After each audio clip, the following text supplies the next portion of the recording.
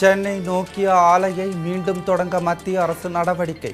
குடியரசுத் தலைவர் உரைக்கு நன்றி தெரிவித்த பிரதமர் மோடி உறுதி.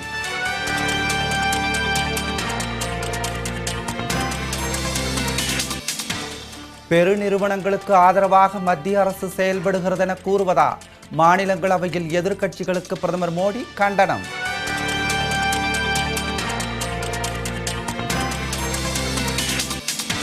இஸ்லாமாபாத்தில் இந்தியா பாகிஸ்தான் வெளியுறவு செயலாளர்கள் பேச்சுவார்த்தை. இரு நாட்டு எல்லைகளில் அமைதியை ஏற்படுத்த உறுதி.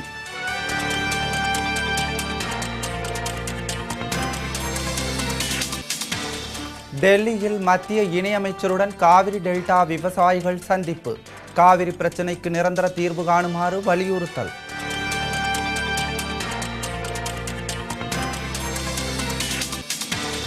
புதுச்சேரி பாலியல் வழக்கில் பணி நீக்கம் செய்யப்பட்ட 6 போலீஸ் அதிகாரிகளின் புகைப்படங்கள் வெளியீடு.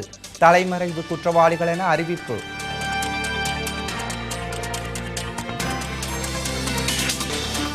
உலகக்கோப்பை போட்டியில் தென்னாப்பிரிக்கா அபார வெற்றி. 210 ரன்களில் அனைத்து விக்கெட்டுகளையும் இழந்து அயர்லாந்து படுதோல்வி.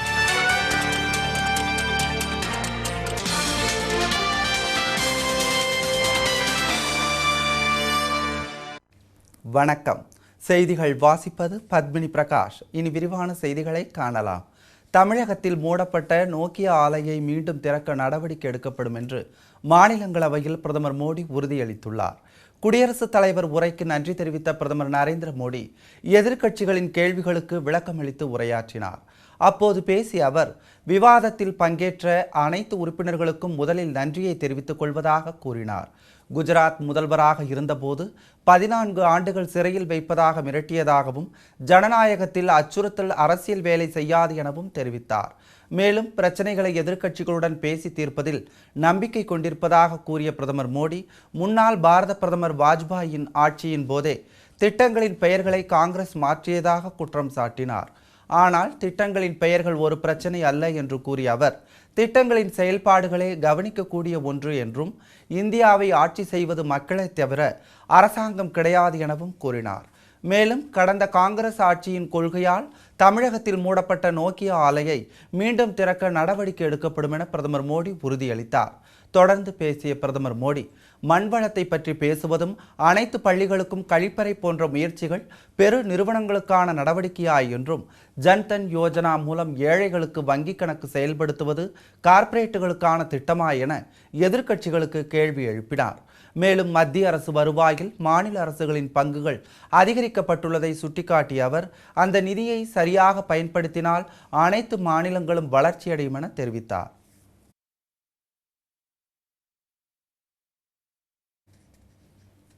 இந்தியா பாகிஸ்தான் உறவுகள் மேம்படுவது குறித்து இரு நாட்டு வெளியுறவுத்துறை செயலாளர்கள் சந்தித்து பேச்சுவார்த்தை நடத்தினர். சார்க் அமைப்பில் அங்கம் வகிக்கும் நாடுகளுடனான உறவை மேம்படுத்துவதற்காக பிரதமர் நரேந்திர மோடியின் உத்தரவின் பேரில் வெளியுறவுத்துறை செயலர் ஜெய்சங்கர் பாகிஸ்தான், பூட்டான், ஆப்கானிஸ்தான் ஆகிய நாடுகளுக்கு சுற்றுப்பயணம் மேற்கொண்டு வருகிறார். பூட்டான், வங்கதேச நாடுகளில் சுற்றுப்பயணம் மேற்கொண்ட அவர் தற்போது பாகிஸ்தான் சென்றுள்ளார். அவருக்கு பாகிஸ்தானுக்கான இந்திய துணை தூதர் TCA ராகவன் உற்சாக வரவேற்பு அளித்தார். இதைத் தொடர்ந்து கடந்த 7 மாதங்களாக பிளவுபட்டிருந்த இந்தியா பாகிஸ்தான் வெளியுறவுத்துறை செயலாளர்கள் மட்டத்திலான பேச்சுவார்த்தை மீண்டும் நடைபெற்றது. இஸ்லாமாபாத்தில் நடைபெற்ற இந்த சந்திப்பின் போது இரு நாடுகளின் கவலைகள் மற்றும் நலன்கள் குறித்த அம்சங்கள் இடம்பெற்றதாக கூறப்படுகிறது. இதனிடையே செய்தியாளர்களை சந்தித்த வெளியுறவுத்துறை செயலாளர் ஜெய்சங்கர் இரு தரப்பு உறவுகளை மேம்படுத்துவது குறித்து வெளிப்படையாக பேசியதாகவும், இரு தரப்பும் இணைந்து வேறுபாடுகளை களைவது குறித்தும் பொதுவான தளத்திற்கான தீர்வு காண்பது குறித்தும் ஒப்புக்கொள்ளப்பட்டுள்ளதாகவும் தெரிவித்தார். அதே சமயம் மும்பை தாக்குதல் உள்ளிட்ட எல்லை தாண்டிய பயங்கரவாதம் குறித்த இந்தியாவின் கவலையை இச்சந்திப்பில் மீண்டும் வலியுறுத்தப்பட்டதாகவும் அவர் தெரிவித்தார். வெளியுறவுத்துறை செயலாளர் ஜெய்சங்கர் பாகிஸ்தான் பிரதமர் நவாப் ஷெரீப்பையும் சந்தித்து பேச்சு நடத்த இருப்பதாகவும் தகவல்கள் தெரிவிக்கின்றன.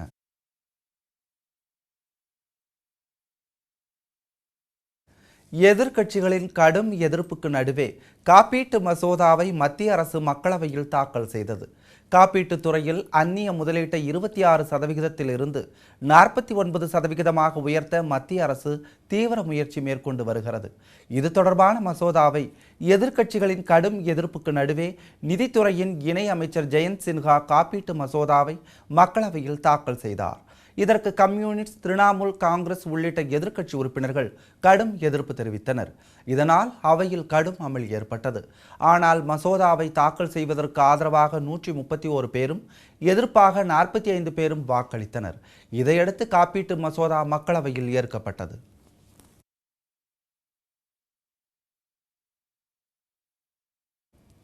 காவிரி நதிநீர் பிரச்சினைக்கு நிரந்தர தீர்வு வேண்டும் என்று வலியுறுத்தி மத்திய இணையமைச்சர் பொன் ராதாகிருஷ்ணனிடம் டெல்டா விவசாயிகள் மனு அளித்துள்ளனர். காவிரி டெல்டா மாவட்டங்களைச் சேர்ந்த விவசாயிகள் 14 பேர் கொண்ட குழுவினர் நெடுஞ்சாலை போக்குவரத்து மற்றும் கப்பல் துறை இணையமைச்சர் பொன் ராதாகிருஷ்ணனை சந்தித்து பேசினர். டெல்லியில் நடைபெற்ற இந்த சந்திப்பின் போது காவிரி நதிநீர் சிக்கலுக்கு நிரந்தர தீர்வு வேண்டும் என்ற கோரிக்கை அடங்கிய மனு ஒன்றை அப்போது அவர்கள் அளித்தனர். காவிரியில் மேற்கு நோக்கி பாய 2200 டிஎம்சி மழை நீரில் 300 முதல் 400 டிஎம்சி வரை நீர் மேலேற்று திட்டம் மூலமாகவோ மலை குடை வடத்தின் மூலமாகவோ சேமித்து பயன்படுத்தலாம் என்று தெரிவித்துள்ளனர். அவ்வாறு பயன்படுத்துவதன் மூலம் கர்நாடகா, தமிழகம் உள்ளிட்ட 4 மாநில காவிரி நதிநீர் பிரச்சினைக்கு நிரந்தர தீர்வு வேண்டும் என்றும் மனுவில் டெல்டா மாவட்ட விவசாயிகள் வலியுறுத்தியுள்ளனர். மனுவை பெற்றுக்கொண்ட இணையமைச்சர் பொன் ராதாகிருஷ்ணன் இந்த பிரச்சினை குறித்து கவனம் செலுத்தப்படும் என்று அவர்களிடம் உறுதியளித்துள்ளார்.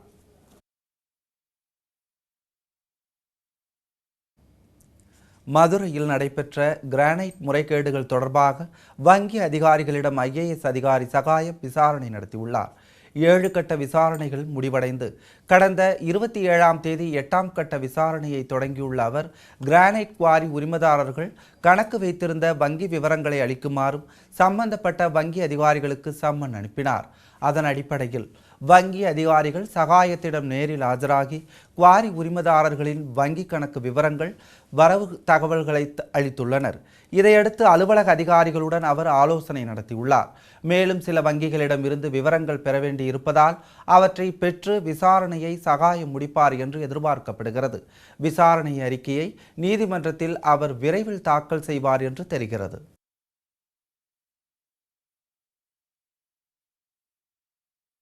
பங்குச் சந்தைகளில் முன் எப்போதும் இல்லாத அளவுக்கு நிப்டி 9000 புள்ளிகளை கடந்து வரலாறு காணாத புதிய உச்சத்தை தொட்டுள்ளது. பொது பட்ஜெட் தாக்கல் செய்யப்பட்ட பிறகு 3வது நாளாக பங்குச் சந்தைகள் உயர்ந்து காணப்படுகின்றன. குறிப்பாக எண்ணெய் பொருட்கள், மருந்து, வீட்டு உபயோகப் பொருட்கள், தகவல் தொழில்நுட்பம் ஆகிய துறைகளின் பங்குகள் அதிகளவு உயர்ந்துள்ளன. மும்பை பங்குச்சந்தை சென்செக்ஸ் 170 புள்ளிகள் உயர்வடைந்து 29,630 புள்ளிகளில் நிறைவடைந்தது. தேசிய பங்குச்சந்தையான நிப்டி 50 புள்ளிகள் அதிகரித்து 9,006 புள்ளிகளில் வர்த்தகமாகியுள்ளது.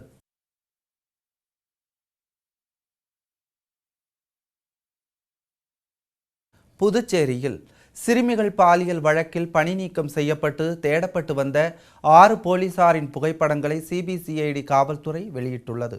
இவர்களை பற்றிய தகவல்களை அளிப்போருக்கு தக்க சன்மானம் அளிக்கப்படும் எனவும் அறிவிக்கப்பட்டுள்ளது. புதுச்சேரியில் கடந்த ஆண்டு ஏப்ரல் மாதம் சிறுமிகள் பாலியல் வழக்கில் பணி நீக்கம் செய்யப்பட்ட காவல்துறையைச் சேர்ந்த 9 பேரும் பின்னர் தலைமறைவாகிவிட்டனர். இது தொடர்பாக விசாரணை மேற்கொண்டு வரும் சிபிசிஐடி போலீசார் உதவி ஆய்வாளர் பாலகிருஷ்ணன், காவலர் சங்கர், சிறப்பு காவலர் செல்வகுமார் ஆகிய 3 கைது செய்து சிறையில் அடைத்தனர். இந்நிலையில் தலைமறைவாக உள்ள 6 பேரின் புகைப்படங்களை வெளியிட்டுள்ளது. இதில் ஆய்வாளர்கள் சுந்தர், யுவராஜ், உதவி ஆய்வாளர்கள் அனுஷா பாஷா, ஓய்வு பெற்ற ராஜாராம், தலைமை காவலர்கள் பண்டரிநாதன், குமாரவேல் ஆகிய 6 பேரின் புகைப்படங்களை சிபிசிஐடி கண்காணிப்பாளர் வெங்கடசாமி வெளியிட்டுள்ளார். இவர்கள் குறித்து தகவல் அளிப்பவர்கள் பெயர், விவரம் ரகசியமாக வைத்து அவர்களுக்கு தக்க சன்மானம் வழங்கப்படும் எனவும் கூறியுள்ளார். இந்த வழக்கில் மீதமுள்ள 6 போலீசாரை தேடும் பணி தீவிரமாக நடத்தப்பட்டது.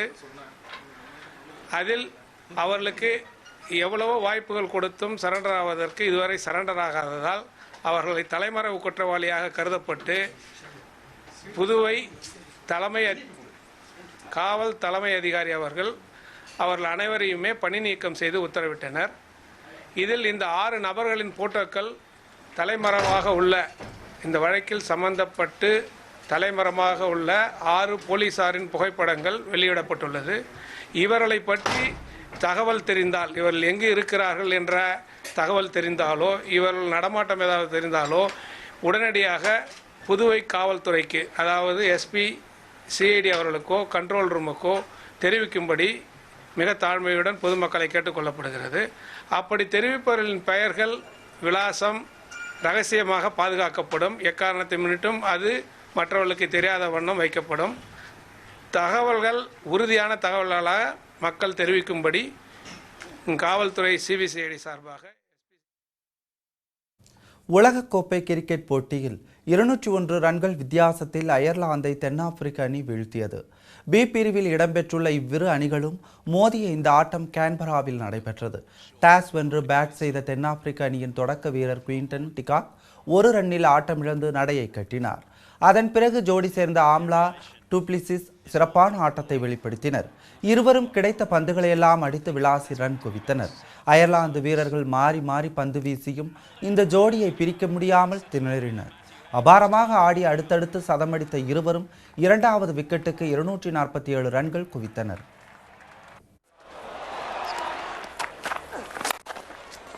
See, the variation is all back of a length. There's nothing in the block hole there, is there? There's nothing. That's what I'm talking about, a set up for these overs. Hold in. There we go. That's the delivery that Matthew Hayden was talking about.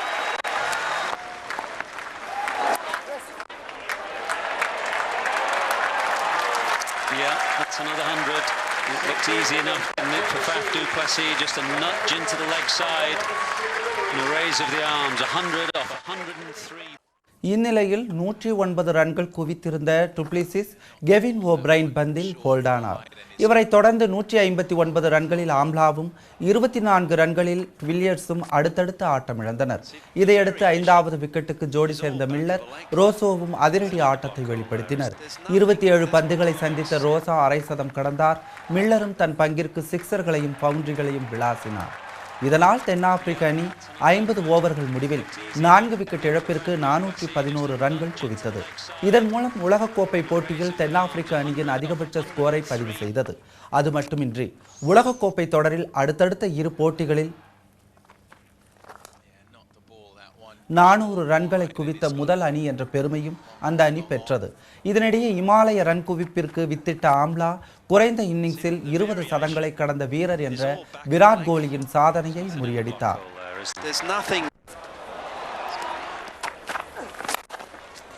See, the variation is all back of a length. There's nothing in the block hole there, is there? There's nothing. That's what I'm talking about, a set.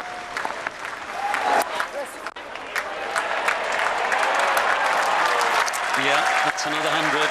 It looked easy enough, didn't it, for Faf du Plessis, just a 411 ரன்கள் எடுத்தால் வெற்றி என்ற கடின இலக்குடன் களமிறங்கிய Ireland அணிக்கு தென்னாப்பிரிக்கா பந்து வீச்சாளர்கள் கடும் சவாலாக விளங்கினர். இதனால் 50 ரன்களுக்குள் அந்த அணியின் முன்னணி 5 வீரர்களின் சொற்ப ரன்களில் ஆட்டமிழந்தனர்.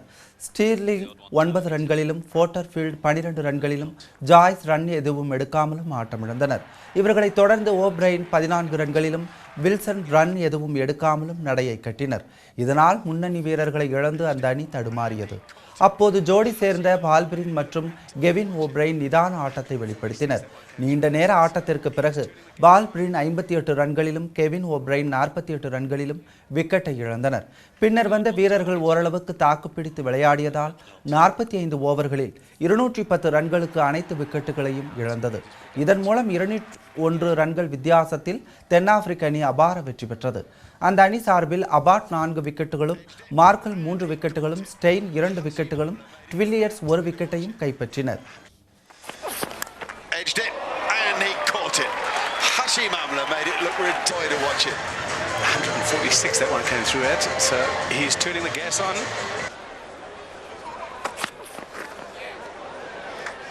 The odd one targeted at the nut. கல்வி கட்டண உயர்வை கண்டித்து கல்லூரி மாணவர்கள் போராட்டம். போலீசாருடன் தள்ளுமுள்ளு ஏற்பட்டதால் பதற்றம். சிறுத்தை தாக்கி மூதாட்டி பலியானதால் கிராம மக்கள் பீதி. வனத்துறையினர் தீவிர தேடுதல் வேட்டை. விவரம் விளம்பர இடைவேளைக்கு பிறகு.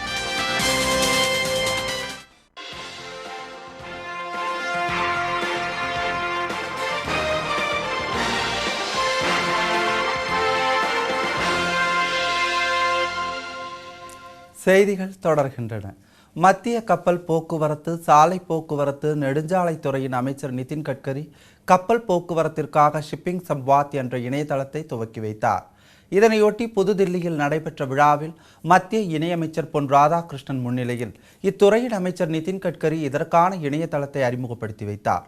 இந்த இணையதள முகவரியில் கப்பல், துறைமுகம், உள்நாட்டு நீர்வழித்துறை ஆகியவற்றை கொண்ட இந்திய கடல்சார் துறையின் மேம்பாட்டிற்கு பொதுமக்கள் மற்றும் நிபுணர்கள் தங்களின் புதுமையான எண்ணங்களையும் ஆலோசனைகளையும் தெரிவிக்கலாம் என அறிவுறுத்தப்பட்டுள்ளது. இதில் தேர்வு செய்யப்படும் 5 கருத்துக்களை தெரிவித்தவர்களுக்கு தங்களது துறை சார்பில் ஆண்டுதோறும் கௌரவிக்கப்படுவர் எனவும் அறிவிக்கப்பட்டுள்ளது. இந்த இணையதளம் வாயிலாக வரவு கொள்கைகள், புதிய திட்டங்கள், சிறந்த ஆலோசனைகள் ஆகியவற்றை அமைச்சகம் வெளியிடும் எனவும் இது நாட்டில் நீல புரட்சியையும் இத்துறையில் வெளிப்படைத்தன்மையையும் கொண்டுவர உதவும் எனவும் இக்கூட்டத்தில் நிதின் கட்கரி அறிவித்தார். இத்திட்டத்தின் மூலம் கப்பல், துறைமுகம், உள்நாட்டு நீர்வழித்துறை ஆகியவற்றின் முன்னேற்றத்திற்காக பொதுமக்களையும் நிபுணர்களையும் ஈடுபடுத்த முடியும் என்பது குறிப்பிடத்தக்கது.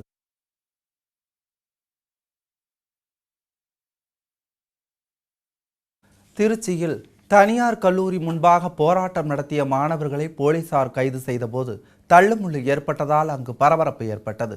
திருச்சி கருமண்டபம் பகுதியில் உள்ள தேசிய கல்லூரியில் கல்வி கட்டண உயர்வை கண்டித்தும் வசூலிக்கப்பட்ட அதிக கட்டணத்தை திரும்ப பெற வலியுறுத்தியும் இந்திய மாணவர் சங்கத்தைச் சேர்ந்த மாணவர்கள் வகுப்புகளை புறக்கணித்து கண்டன ஆர்ப்பாட்டத்தில் ஈடுபட்டனர். தொடர்ந்து மாணவர்கள் சாலையோரம் அமர்ந்திருந்ததை போலீசார் தடுத்ததால் இரு தரப்பினருக்கும் இடையே தள்ளுமுள்ளு ஏற்பட்டது. ஒரு கட்டத்தில் மோதலாகவும் மாறியது. இதனையடுத்து போராட்டத்தில் ஈடுபட்டவர்களை போலீசார் கைது செய்ததால் அங்கு பரபரப்பு ஏற்பட்டது.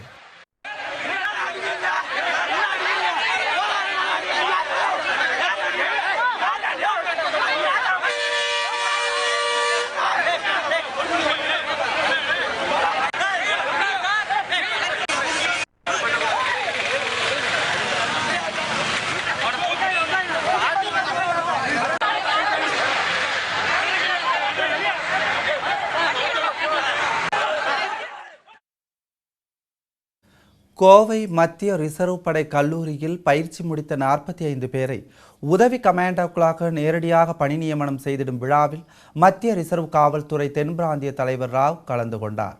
கோவை துடியலூர் அருகே உள்ள CRPF பயிற்சி கல்லூரியில் 12வது பேட்ச் பயிற்சி நிறைவு விழாவில் இந்தியாவின் பல்வேறு மாநிலங்களிலிருந்து கலந்து கொண்ட 45 பயிற்சியாளர்களை உதவி கமாண்டோக்களாக நேரடியாக நியமிக்கப்பட்டனர். இதனையொட்டி நடத்தப்பட்ட விழாவில் சிறப்பு விருந்தினராக மத்திய ரிசர்வ் காவல்துறையின் தென் பிராந்திய தலைவர் MV ராவ் கலந்து கொண்டார். முன்னதாக வீரர்கள் அளித்த அணிவகுப்பு மரியாதையை ஏற்றுக்கொண்டார். தொடர்ந்து தரப்பட்டியல் அடிப்படையில் சிறந்து விளங்கிய 7 வீரர்களுக்கு கோப்பைகளை வழங்கினார். மேலும் பயிற்சி முடித்த வீரர்களுக்கு உதவி கமாண்டோக்களாக பேட்ஜ் மற்றும் சான்றிதழ்களை வழங்கி பாராட்டு தெரிவித்தார்.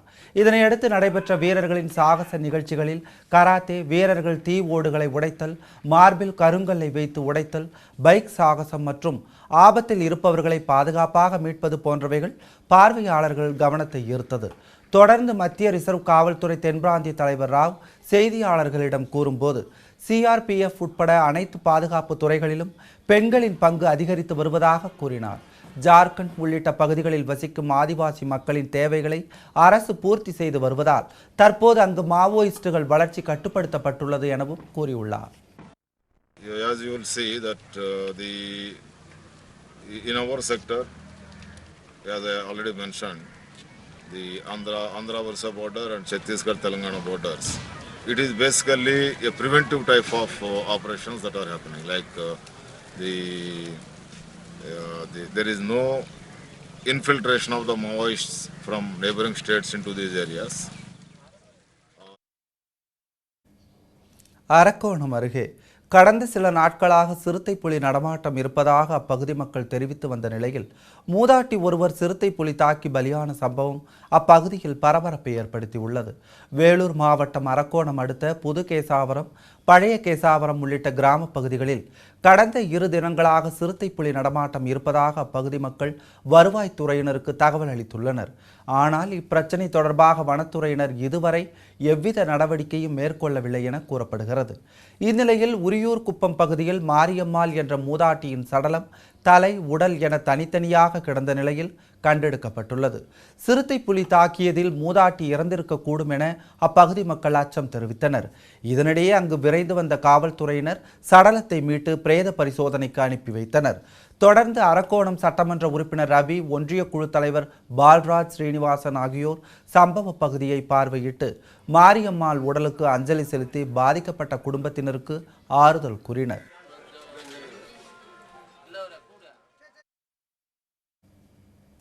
இந்தியாவின் முன்னணி கடிகார தயாரிப்பு நிறுவனமான டைட்டன் நிறுவனம் தற்போது கோவை ஸ்டெயின்லெஸ் ஸ்டீல் கேஸ் உற்பத்தியை துவங்கியுள்ளது. டாடா குழுமம் மற்றும் தமிழ்நாடு தொழில் மேம்பாட்டுக் கழகத்துடன் சேர்ந்து கடந்த 1987ஆம் ஆண்டு தனது உற்பத்தியை துவங்கியது. தற்போது இந்தியாவின் முன்னணி நிறுவனங்களில் ஒன்றான டைட்டன் நிறுவனம் தற்போது கோவையில் ஸ்டெயின்லெஸ் ஸ்டீல் கேஸ் உற்பத்தியை துவங்கியுள்ளது. இதன் துவக்க விழா கோவை கள்ளப்பாளையம் பகுதியில் நடைபெற்றது. இதில் அந்நிறுவனத்தின் உரிமையாளர் பாஸ்கர் பாத் கலந்து கொண்டு குத்து விளக்கேற்றி துவக்கி வைத்தார். மேலும் இந்த விழாவில் பல்வேறு நாடுகளைச் சேர்ந்தவர்கள் கலந்து கொண்டனர்.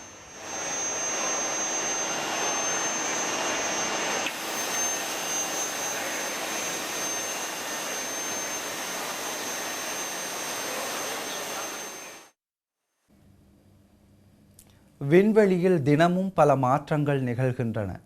விண்கற்கள், எரிகற்கள், எரி நட்சத்திரங்கள் கீழே விழுந்து எரிந்து சாம்பலாவதும் நடந்த வண்ணமே இருக்கிறது.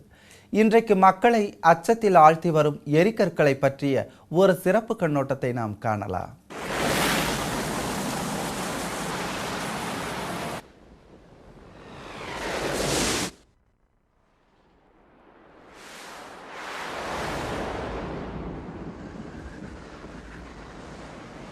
பிரபஞ்ச வாழ்க்கையில் பிரமிப்புகள் நிகழ்ந்து கொண்டேதான் இருக்கின்றது.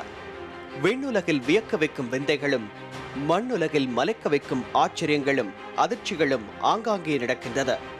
அந்த வரிசையில் விண்ணில் மின்னிய நட்சத்திரங்கள் எரிகற்களாக மாறி தீப்பிழம்புகளோ என்று திகைக்கும் அளவுக்கு மண்ணில் விழுந்து சில நேரங்களில் சேதத்தையும் சோகத்தையும் ஏற்படுத்த வல்லது. எரிகற்கள் என்றால் என்ன? அவை ஏன் விண்ணிலிருந்து மண்ணில் விழுகின்றன? கேள்விகளுக்கு பதிலை தேடினால் பல 100 ஆண்டுகளுக்கு முன்பு சிதைந்த வால் நட்சத்திரங்களின் சிறிய பகுதிகள் விண்ணில் விண் எரிகற்களாக வலம் வருகின்றன. அவற்றில் 2 வகை உண்டு. உலோக எரிகற்கள், நிக்கல் இரும்பு சத்துடன் கூடிய எரிகற்கள். அவை பாறைகள், உலோகத்துக்கள் மற்றும் பனிக்கட்டிகள் அடங்கிய கிரகங்களுக்கிடையே சுற்றித் திரியும் போது வானில் இருந்து விடுபட்டு ஏதோ ஒரு திசையில் பயணிக்கும் பொழுது சில நேரங்களில் பூமியை நோக்கியும் வருவதுண்டு. அவ்வாறு வரும்போது புவி ஈர்ப்பு விசையால் உராய்வுக்கு உட்பட்டு எரிந்து சாம்பலாவதும் மழையாக பொழிவதும் நிகழும் என்று ஆராய்ச்சி விஞ்ஞானிகள் கூறுகின்றனர்.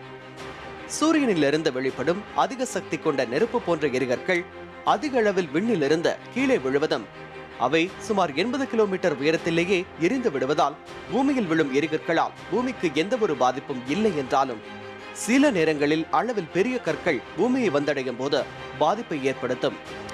கடந்த சில நாட்களுக்கு முன்பு அண்டை மாநிலமான கேரளாவில் பலத்த சத்தத்துடன் நடுவானில் சிதறிய எரிகற்களின் தீப்பிழம்பை கண்டு மக்கள் அதிர்ச்சியடைந்தனர். இவை எரிகற்களின் தீப்பிழம்புகள் தான் என்று விஞ்ஞானிகள் கூறினாலும் கடந்த சில ஆண்டுகளுக்கு முன்பு ரஷ்யாவில் சைபீரியா பகுதியில் ராட்சச தீப்பிழம்பு பெரும் சேதத்தை ஏற்படுத்தியது குறிப்பிடத்தக்கது. எரிகற்கள் பூமியை நோக்கி அதிக அளவில் வருவதற்கு வெப்பமயமாதல் ஒரு காரணமாக சொல்லப்பட்டாலும் உலகையே அச்சுறுத்தி விண்ணில் உலாவரும் இந்த எரிகற்கள் சில நேரங்களில் விபத்துகளையும் விபரீதங்களையும் ஏற்படுத்தும் என்று விஞ்ஞானிகள் எச்சரித்தும் வருகின்றனர். இது போன்ற சில நிகழ்வுகளை ஆராய்ச்சி செய்ய மட்டுமே தெரிந்த நமக்கு அதை தடுக்கும் நுட்பங்களை இதுவரை கண்டுபிடிக்கவில்லை என்பதை கவனத்தில் கொண்டு இயற்கையின் அமைவிடத்தை இயன்றவரை சேதப்படுத்தாமல் பாதுகாத்தால் அதனால் ஏற்படும் பாதிப்புகளை தடுக்கலாம், சோகத்தையும் அப்புறப்படுத்தலாம். லோட்டஸ் செய்திகளுக்காக நாகேஸ்வரி சவுந்தரராஜன். இத்துடன் இந்த செய்தி தொகுப்பு நிறைவடைந்தது. உண்மை செய்திகளை உடனுக்குடன் தெரிந்து கொள்ள லோட்டஸ் நியூஸுடன் இணைந்திருங்கள். உண்மை மலரட்டும். வணக்கம்.